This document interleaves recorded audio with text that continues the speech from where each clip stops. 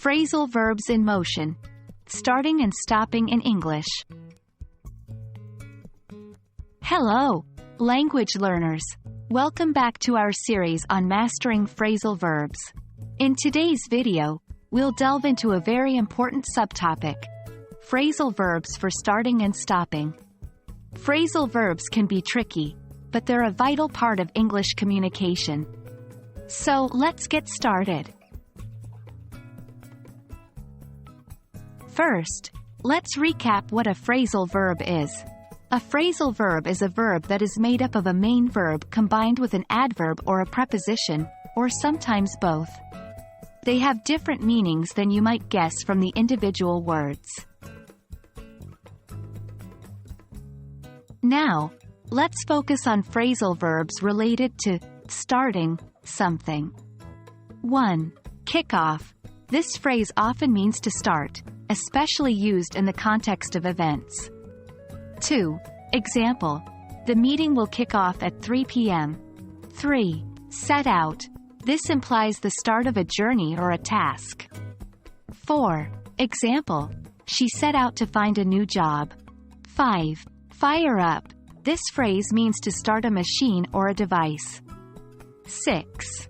Example: could you fire up the computer for me? Remember, practice is key, so make sure to use these in your everyday conversations.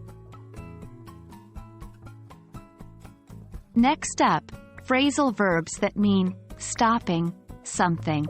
1. Call off. This phrase means to cancel something. 2.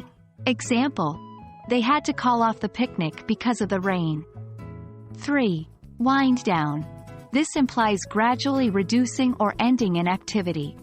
4. Example: after a long day, I like to wind down with a good book.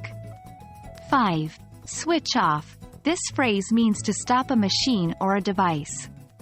6. Example: don't forget to switch off the lights before you leave.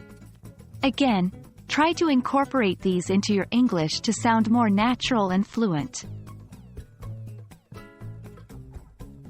Remember, phrasal verbs often have more than one meaning, and the context in which they are used can dramatically change that meaning.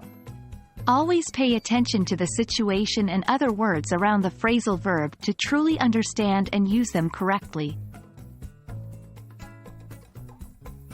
That's a wrap on today's lesson about phrasal verbs for starting and stopping. I hope you found this video helpful. Remember, mastering phrasal verbs takes time and practice, so keep using them in your conversations. As always, keep learning, stay curious, and I'll see you in our next lesson. Happy learning!